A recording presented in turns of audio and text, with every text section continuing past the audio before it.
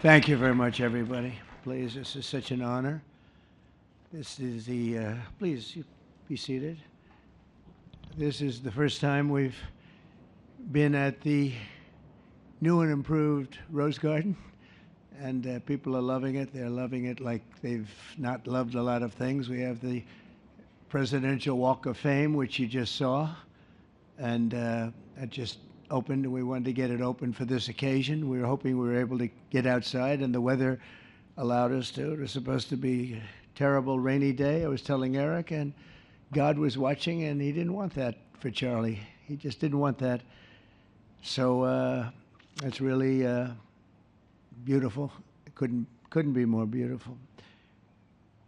Today we're here to honor and remember a fearless warrior for liberty, beloved leader who galvanized the next generation like nobody I've ever seen before, and an American patriot of the deepest conviction, the finest quality and the highest caliber, the late, great Charlie Kirk.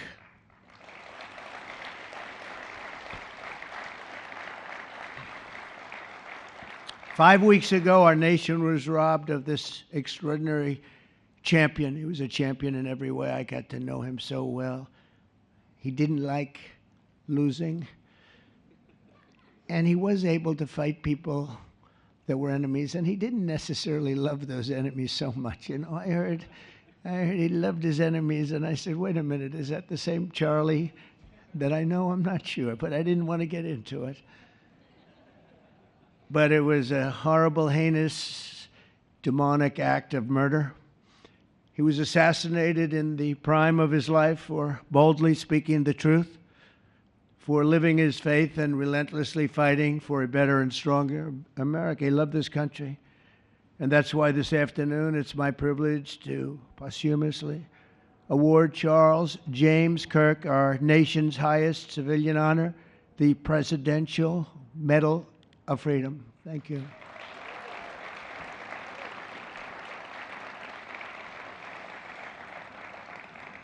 As you know, only hours ago, I returned from a very historic trip to secure peace in the Middle East. People said that couldn't be done. Charlie felt it could be done.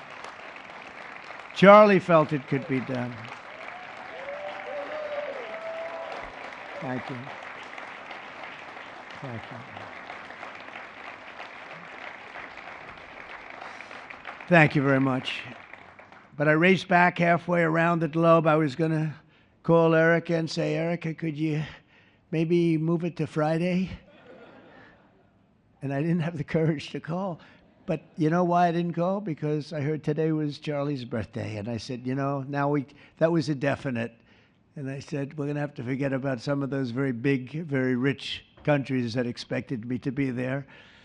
And I can tell you, based on the length of that flight, I wouldn't want to go back tomorrow. But I would not have missed this moment for anything in the world. Nothing. And it's a very important time for our country, and our country is doing so well. It's never done better. We are a country with almost now $18 trillion of investment coming in. Nobody's ever seen anything like that. Previous administration had less than $1 trillion for 4 years. We have more than 18, it'll be much more than 20 by the time the year, more than $20 trillion. There's never been a country in the world that had anything like that. What's happened to our country is incredible in a short period of time. Charlie was a big person for, sir, can we close up those borders, please, a little bit? You know, they're really leaking badly. I said, Charlie, I haven't gotten there yet. But, you know, it came out last 4 months. Literally nobody was allowed into our country. And the only people that were allowed in were people that came in legally. The borders are absolutely stone cold closed. And they reported 0, 0, 0, and 0. So that's pretty good. But he was a big believer. He wanted people in the country more than I did, frankly. He wanted them to come in legally. And he got his wish. October 14th is Charlie's birthday, and he should have been turning 32 years old. I tell you, when I first met him, he was like 22. And I said, boy, he's awfully young. But I thought he was older than that, you know. He looked a little bit older than his age. That's okay, you know. That's not good when you're old, but when you're young, it's great. He had the best of all things, but he was special. But instead, Charlie is attaining a far more important milestone. We're entering his name forever into the eternal roster of true American heroes. He's a true American hero, an amazing person, way, way beyond his years. And I'm honored to be joined by a woman who has endured unspeakable hardship with unbelievable strength, and that's Charlie's widow, Erika. And I just want to thank you, Erika. He loved you so much. I was with him. Oh, please. Thank you, darling. Thank you. I was with him before I met Erika, and he told me he was going to get married. He said, "You won't believe how beautiful she is." I said, "Well, then now that I meet her, he's right." But then he also said, "And you know what? She's like the smartest person I know." See, they do go together on occasion. Not often. Not often. But on occasion they go together. But he was in love with you. He was deeply in love with you. It's great. Erika, your love and courage have been an inspiration to all of us, and we will always be here for you, and we're always going to be here for your gorgeous, beautiful children, and we'll never forget what your family has sacrificed for our country. Man loved our country. When things were going badly for our country, he was so, as you know, angry. He would get angry because he said it doesn't have to be that way. We're also pleased to be joined by an incredible group of Charlie's friends, very powerful friends, actually, and some not so powerful, and they're actually better people, okay? I know them all. They're the less powerful ones. I have to tell you that, all of you power guys down here. The best ones in the group are the ones that are less successful, but that happens too. No, they're all great, and they're here. And let's start with Erika's father. Where is Erika's father? Where are you? Where are you, Dad? Oh, look at him. Wow. I want to get a hat like that, too. I like that. How are you? Nice to see you again. Thanks as well to Vice President J.D. Vance, who's been fantastic. J.D., thank you very much. Great. Doing a great job. Did a great job on Sunday with George Slopadopoulos. I thought put him away pretty good. Second lady, who's a phenomenal woman, Usha Vance. Thank you very much, Usha. Thank you very much. Great woman. President of Argentina. He wanted to be here. That's Argentina's a serious flight, right? And he's become a superstar, and he's doing amazing things. He's a MAGA person, but it's make Argentina great again. That's what he does, right? And I want you to stand, please, Javier Milei. Doing a great job. Thank you very much. Many members of my cabinet are here. Just about all of them are here. I won't go into every single one of them, but I'll announce a few of the people that have really turned this country around and helped me. Incredible people. Speaker of the House, Mike Johnson. Where is Mike? Mike, what a job you're doing, Mike. What a job you're doing. And I watched you this morning, and you're in there trying to say, look, just let the country open. Everything will be fine. We're dealing with some radical left lunatics. And I just wish Charlie was here to fight us. I think the fight would have been over already. He would have had a march on the Capitol by people whose average age is about 21, because there's nobody that had that relationship with young people. Right, Mike? So thank you, Mike, for being here. House Majority Leader Steve Scalise.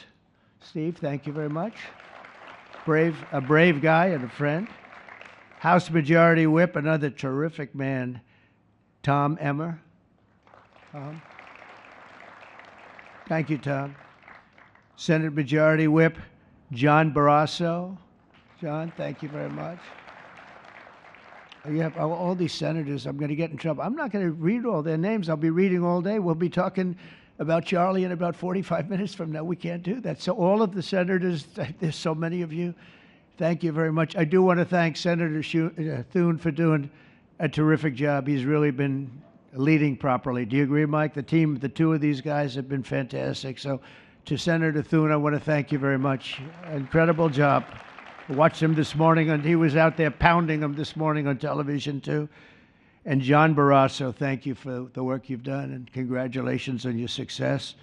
But I want to thank you all and all of the Congress people that are here. And I see we have our Attorney General here, and you are doing a fantastic job. Thank you very much, Pam. Thank you. Thank you very much. We have everybody. Wow, that's incredible. Okay, I'm not going to do any more. I'm going to be here too long. But I just want to thank you. Have given him such support, but he always gave you such support. That's why you're here. And very unusual. Charles James Kirk was a visionary and one of the greatest figures of his generation. He was truly an amazing figure and growing leaps and bounds. He knew that the fight to preserve our heritage is waged not only on the battlefield and in the halls of power, of which we have tremendous power here, including the head of a place called war. We call it now war. We had defense. We had our Secretary of Defense. Now we have a Secretary of War. And somehow I think it's more emblematic, and hopefully we'll never have to use war, but the fact that we're ready is very good. Peace through strength is very important, but also in the hearts of our nation's youth. That's where Charlie rode strongest. At age 18, that insight inspired Charlie to found the organization that ultimately touched the lives of millions and millions of people, and so many young people that nobody's ever seen anything like it, frankly. Turning Point USA. It's amazing, and it's actually bigger now. It's become bigger in the last few weeks than Charlie ever thought. I think his end vision in many years from now would have been just a fraction of what it turned out to be in a couple of weeks, right? It's amazing. With hard work and joyful spirit and endless enthusiasm and determination, and he did have great enthusiasm. You know, I always say you need enthusiasm to be successful. Enthusiasm. Charlie grew Turning Point into the largest conservative youth organization in the entire country. He forged a personal bond with countless young conservatives. He fought for free speech, religious liberty, strong borders, and a very strong and proud America. In everything he did, he put America first. He really put America first. And ultimately, Charlie became more than a leader of an important organization. He became the leader of historic movements all over the country. There were movements, individual movements, one movement, but it was historic. Everything he did was historic, and a true evangelist for the cause of freedom and the word of Almighty God. God was very important to Charlie. He would say, you know, if you don't have religion, you're not going to have a strong country. It's true.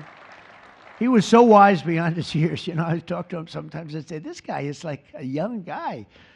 He was really a wise man. From the time Charlie worked on my presidential campaign in 2016, and he was there right from the beginning. He liked me. I don't know. I have no idea why. What the hell was he thinking? He said, you're going to win, sir. I said, you know, I'm running against 17 senators and a lot of tough people and governors. We have all these people. And he said, no, you're going to win, sir. He said, not going to be close. And he made it happen. He helped make it happen, I'll tell you that. Without him, who knows what would be. Maybe you'd have Kamala standing here today. That would not be good. I will tell you, Javier, you don't know who Kamala is. Promise, it would not be good. You agree with that, Howard? He also mobilized countless citizens to go vote. It's called Go Vote. Very simple.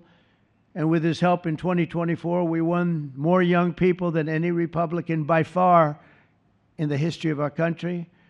And we won the popular vote. We won them. Remember, they said, oh, well, if Trump could win 4, that would be nice. I win 7 by a lot, by a landslide. But the popular vote was massive.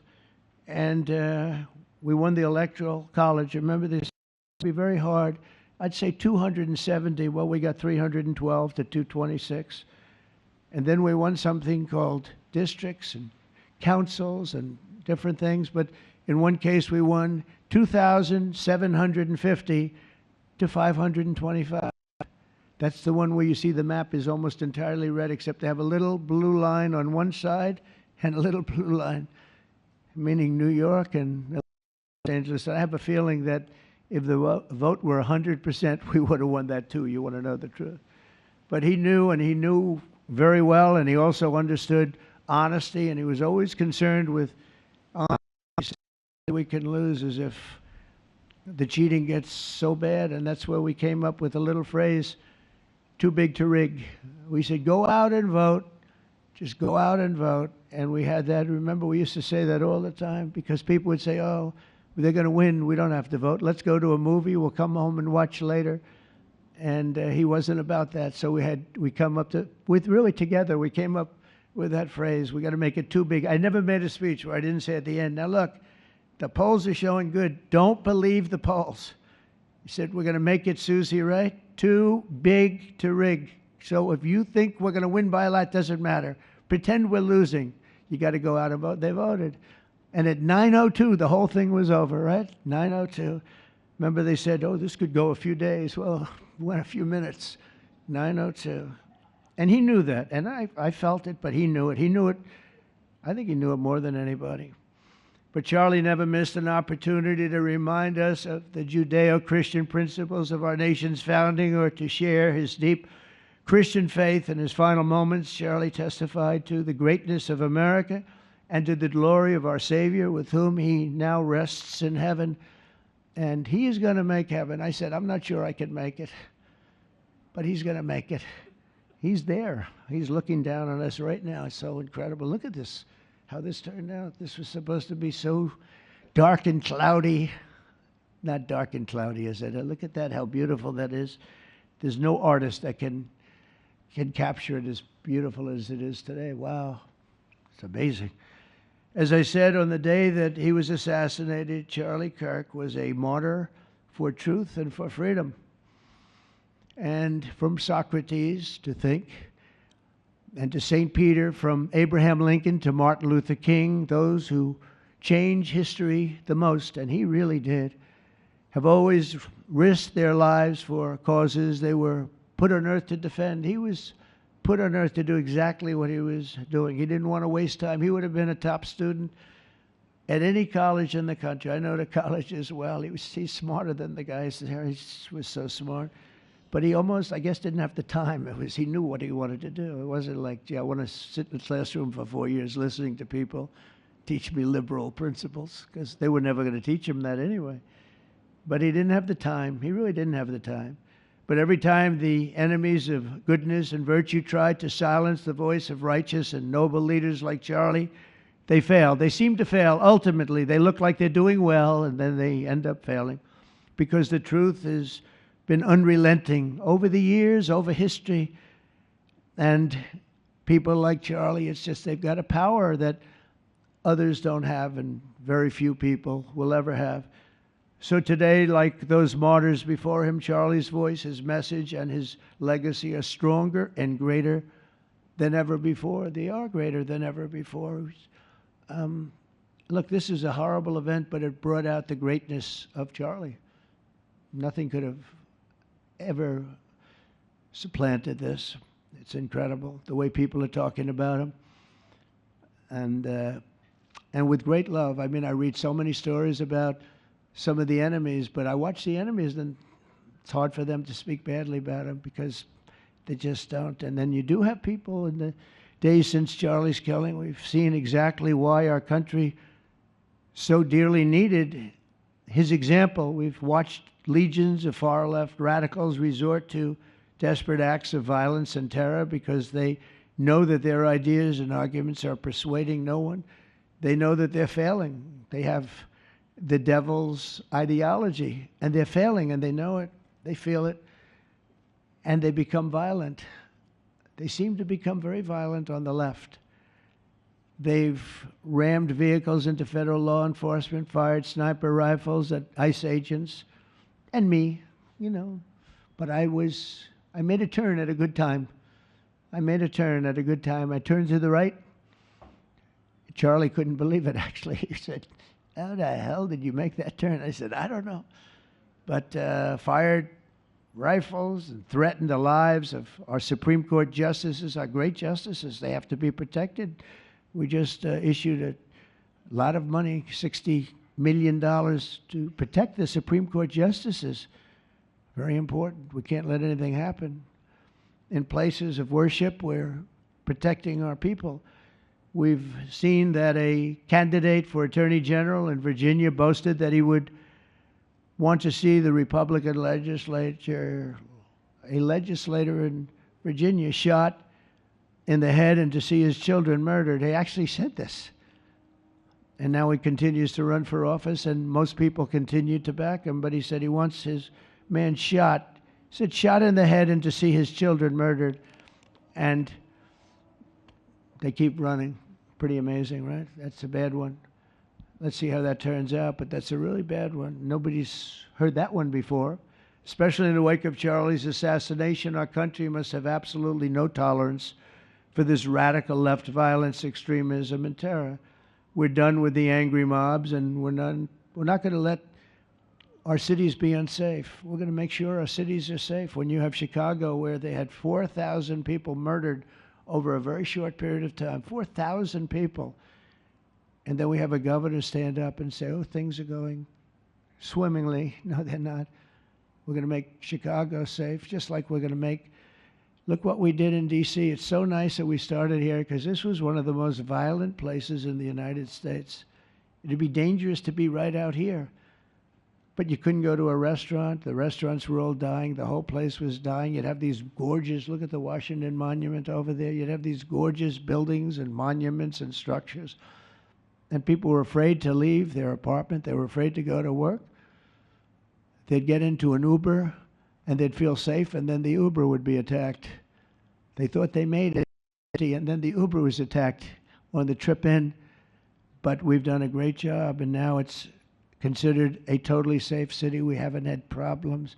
It took us 12 days to make it great. We took out, Pam, 1,700 hard criminals, career criminals in many cases, but these are hardened criminals. Many of them came in through the Biden open borders. We brought them back to the countries.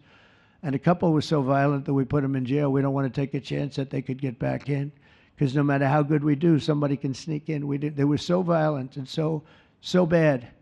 One arrested 28 times. Every time he left prison, he'd get into a violent incident. 28 times. And we put him away for a long time. But we're done with the angry mobs. We're done with it. This is such an unbelievable place right now. You take a look where you can walk down the middle of the street with your wife or your husband. Your children can walk. They can walk alone. It doesn't matter. They can walk anywhere in Washington, and they're safe now. If this were a year ago, they'd have a serious chance of being badly hurt, even killed. They'd come in from Indiana, they'd come in from Iowa, they'd come from Florida to see their nation's capital, and somebody would have to call the parents, I'm sorry, but your son or your daughter's been killed. Not anymore. You hear those sirens going off? That's good. That's a good sound. That means they either got the bad guy or they're going to stop the bad guy. You didn't hear that sound because nobody wanted to do anything. Nobody, listen to the beauty of that sound. Seriously. And that's the real deal sirens. They're not politically correct sirens. You hear them, they're about 3 miles away. That's great. What a beautiful sound. They're stopping crime. That's what they're doing. So we're done with the voices of fools. They're fools. And death threats, and we're going to make our cities safe. And I thought it was Charlie's, one of his biggest dreams was that. He couldn't believe it. Chicago's going to be a great city again. We've already, we sent people in there 6 months ago, and this governor said, well, crime is down. Yeah, that's because we had the FBI in there for 6 months, just preparing it for the bigger surge. And they've done a great job, the cash and the FBI. They've done a great job, and they love doing it, They love being able to do it. They were restricted from doing it. They couldn't do anything.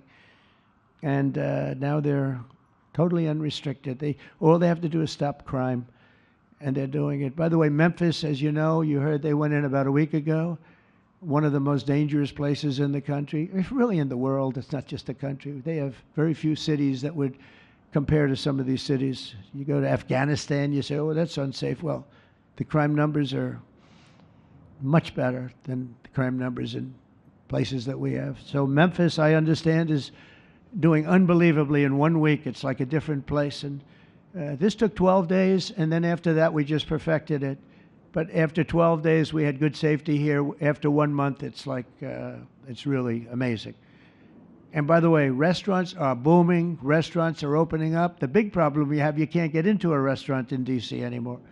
So they're opening up. It's a beautiful thing to see. It's called safety.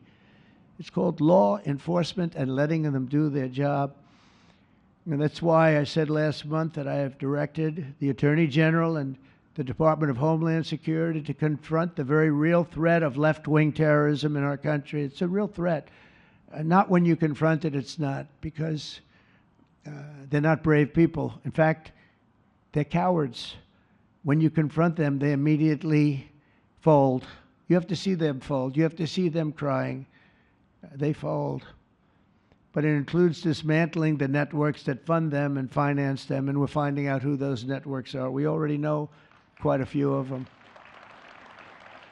When you see these violent incidents and then you see people holding this gorgeous sign with beautiful wood, beautiful cardboard, wood, everything's perfect paint job, and they're all the same, there are thousands of them, you know that they weren't made in the basement out of love. They were made by anarchists, and in some cases wealthy. I'll probably find some of my nice friends that are up there being so nice to me, especially lately. They're being very nice. But it surprises you who they may be, and you almost wonder why would they do it? But they're hurting our country, and we're really taking it back one by one. If we didn't go into Los Angeles early on in the administration, the commissioner, the chief of police, Los Angeles, said if they didn't go in, we would have lost our city. Now, they already lost 25,000 houses to fire because they wouldn't let the water come in from the Pacific Northwest, which they should have done. I said, you better do it. They didn't do it, and we had 25,000 homes where they had no water in the sprinklers, they had no water in the fire hydrants. It would have been a different kind of a thing if they did what they were supposed to do. We had to break in. We broke in and had the water come down.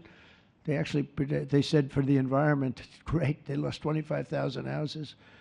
It's incredible. But the commissioner said without the federal government and President Trump's intervention, we would have lost the entire city. And we have the Olympics going there soon. I got the Olympics. We have the Olympics. We have the World Cup. And we have, most importantly, we have the 250th anniversary of our country. That's going to be most important.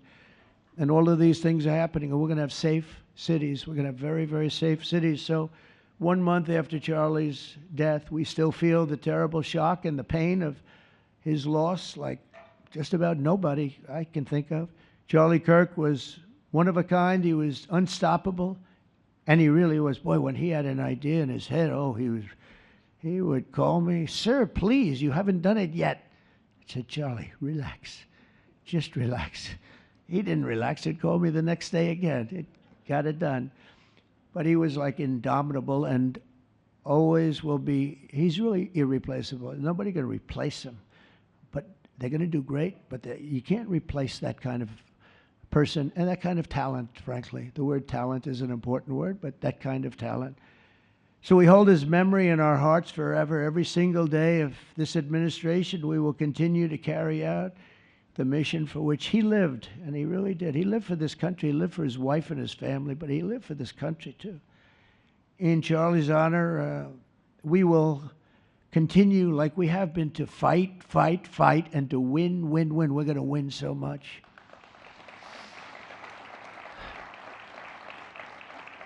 So the Presidential Medal of Freedom is a big deal. You have the Congressional Medal of Honor, military, and the Presidential Medal of Freedom, which is civilian. And the Presidential Medal of Freedom is a really big deal. Very few people get it. Very few people, frankly, qualify. It's a decision of the president, but it's a qualification that's a very hard one to get. And I would like to ask, if I might, the military aide to read Charles James Kirk's citation for the Presidential Medal of Freedom. Thank you very much. Thank you.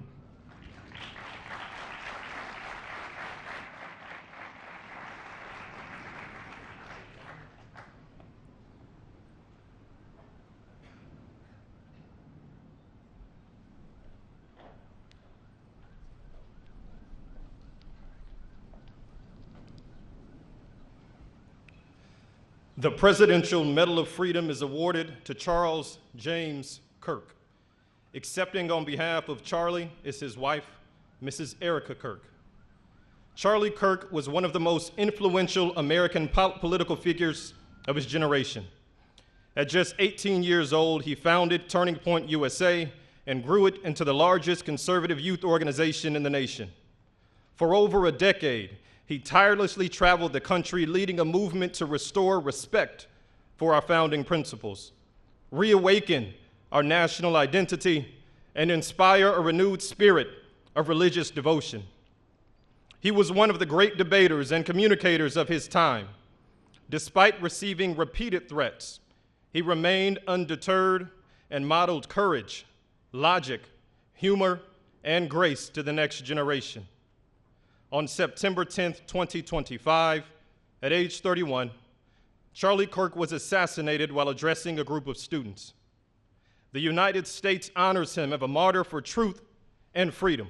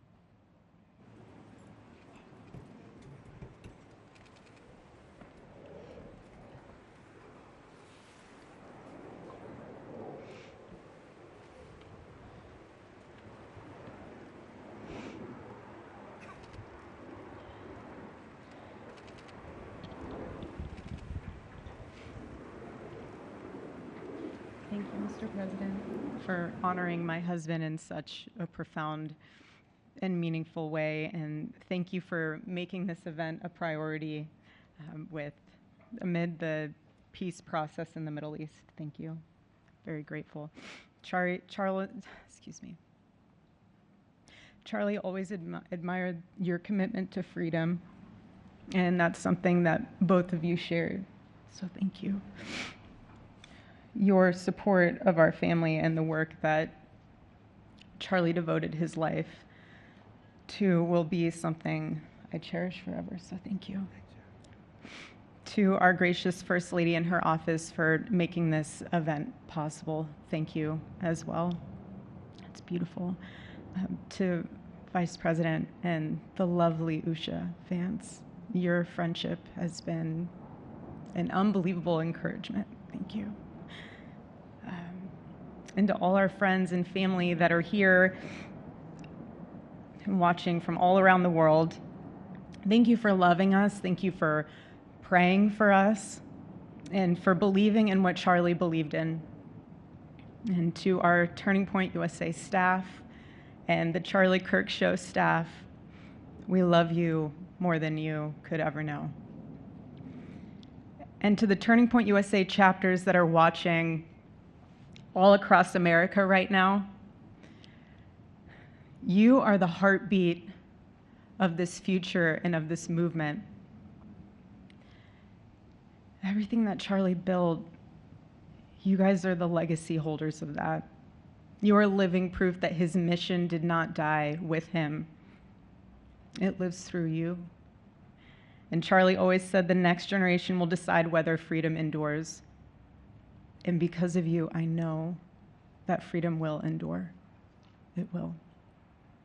And today we're gathered not only to celebrate Charlie's birthday, but to honor a truth that he gave his entire life to defend, and that's freedom. The very existence of the Presidential Medal of Freedom reminds us that the national interest of the United States has always been freedom. Our founders etched it into the preamble of our Constitution, and those words are not relics on parchment. They are a living covenant. The blessings of liberty are not man's invention, they are God's endowment. Charlie lived for those blessings, not as abstract words, but as sacred promises. He used to love to journal about this topic all the time, and with such a heart postured of gratitude. And he believed that liberty was both a right and a responsibility. And he used to say, freedom is the ability to do what is right without fear. And that's how he lived. He was free from fear. He was free from compromise, free from anything that could enslave his soul. His name, Charles, literally means free man. And that's exactly who my husband was. He was a free man. And from the time I met him, sitting across from him, being interviewed on politics and philosophy and theology, anything that Charlie loved, any topic he loved, and I just saw the fire in his soul, and there was this divine restlessness within him that came from knowing God placed him on this earth to protect something very, very sacred for all of us. And he never stopped fighting for people to experience freedom. He didn't. Charlie often said that without God, freedom becomes chaos. And he believed liberty could only survive when anchored to truth. And I remember in one of his speeches, he told the audience that the opposite of liberty isn't law. He said it's captivity. And that the freest people in the world are those whose hearts belong to Christ. But what's so powerful is that Charlie had the ability to communicate so brilliantly across all generations. And he reminded us that in a world that tells us freedom is doing whatever you want to do, the real freedom is the power to live freely and to do what is right. And in one of his journal entries, he wrote that he wanted everyone to know that you can't have liberty without moral responsibility. Freedom divorced from faith eventually just destroys itself. And what's so fascinating about all of this is looking back these past 12 years of Turning Point USA and his mission, there's almost this veil of sacredness. Because what I realized is that while he was building an organization, he was also building a movement. One that called people back to God, back to truth, and a movement that was filled with courage. And ironically, for a man who impacted millions, Charlie never desired to be the center of attention. He just wasn't. My husband was not a man of extravagance. He loved simple but deeply meaningful things, truly. He loved his late night walks. He loved buying more books than he could ever read because he felt there was no such thing as a book budget. And he loved being able to read to our kids the same bedtime story on repeat because he knew it was their favorite. But to him, that was special. And he loved to sit in the sun on a Saturday morning with his cup of decaf coffee, and his phone was off because he was honoring the Sabbath. And for him, it was that moment to catch his breath and just be in peace because he was unreachable at the moment. And he preferred quiet birthdays. But that never stopped me from telling him. I told him every single year, I said, baby, I love your birthday. I said, because it's the day that God knew the world couldn't go another day without you.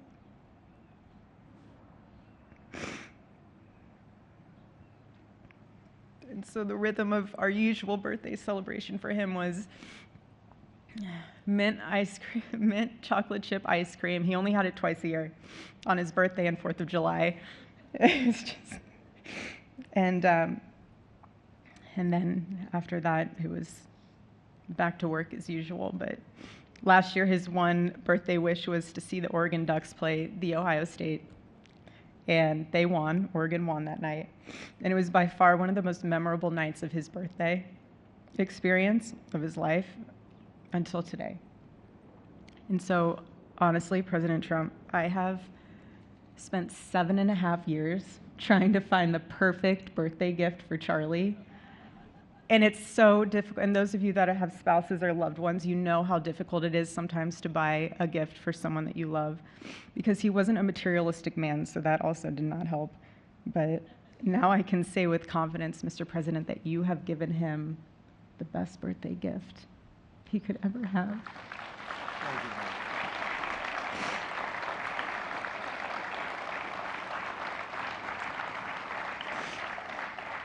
It's such an honor and the recognition of a life lived for defending freedom. And that's what Charlie fought for until his last breath. And it was written across his chest in those final moments on one of his simple t-shirts that always carried a message, and this one bearing a single word, freedom. That was the banner over his life, and that shirt was a declaration. The same declaration he made in every speech, every campus visit, every time he shared the gospel at a church, every sleepless night that he would spend praying for the youth of this nation and planning for the future of our country, and just impressing upon them that when we defend liberty, we defend the soul of our nation. My husband never told anyone what to say. He never did. He never told anyone what to say. He would just encourage them to think. He would encourage them to think outside of the traditional political labels. He would want them to think in a way that was anchored in wisdom and truth. But he would never tell anyone what to say. Charlie wasn't content to simply admire freedom. He wanted to multiply it. He wanted to multiply freedom. He wanted young people to taste it and to understand it and defend it. He wanted them to see that liberty isn't self-indulgence, it's self-governance under God. He wanted them to see that. And every day I'd see him getting ready for work. He'd put on his cross necklace, he'd put his ring on his finger. And the boldness in his demeanor was always fearlessness. He wasn't afraid. He was never afraid. In his daily actions, whether in office or on campus or at a church, it was always without fear. That was his creed. That is how he lived out every single day. He didn't fear being slandered. He did not. He didn't fear losing friends, I can tell you that. He didn't. He didn't care. He stood for truth and stood for freedom, and he did not, everything else was just a noise to him. And it's because his confidence in Christ was absolute. That's why. There was no limit to what he would have sacrificed to defend freedom for all. And if the moment had come, he probably would have run for president, but not out of ambition. He would only have done it if that was something that he believed that his country needed from a servant's heart standpoint. And Charlie lived only 31 short years. No, he's 32, but on this side of heaven, but he lived. He lived every single second he lived. He filled every single day with purpose, and he fought for truth when it was unpopular. And he stood for God when it was costly, but that's what we're called to do. Surprisingly enough, he did pray for his enemies, which is very hard, but he did. He did. He did. No one else, I mean, I saw him do it. No, he never did it in front of anyone else, but I can attest to that. But he also loved people when it was inconvenient. And he ran his race with endurance, and he kept the faith. And now he wears the crown of a righteous martyr. And for me and for our children, the truth really studies our grief, because heaven gained what earth could no longer contain: a free man made fully free. to all watching, this is not a ceremony. This is a commissioning.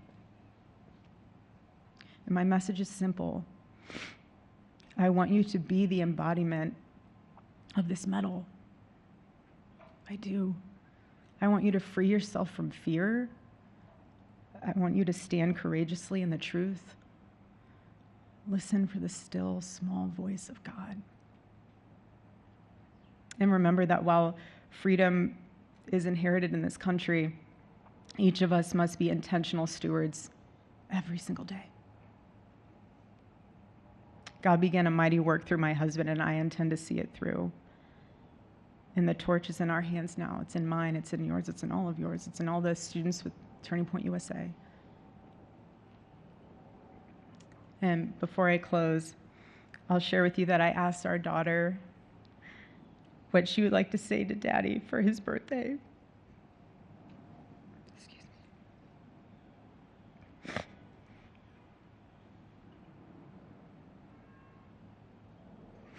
She said, "Happy birthday, Daddy. I want to give you a stuffed animal.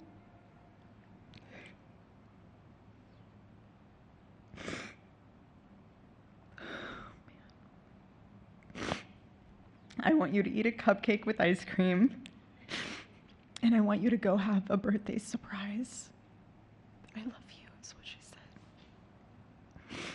And while our son is precious, he can't yet speak, in classic Kirk family fashion, his actions spoke louder than his words, and his gift to you, Charlie, and myself for that matter, was deciding to become the man of the house and be fully potty trained at 16 months. But Charlie, baby, I know that you're celebrating in heaven today, but gosh, I miss you. We miss you. And we love you, and we promise we'll make you proud. And Charlie's life was proof that freedom is not a theory, it's a testimony. He showed us that liberty begins not in the halls of power, but in the man of a heart surrendered to God. And so today, as we honor Charlie with this incredible Presidential Medal of Freedom on his birthday, I stand here with tears and just a humbled heart and spirit, because his story reminds us all that to live free is the greatest gift, but to die free is the greatest victory. Happy birthday, my Charlie. Happy Freedom Day. God bless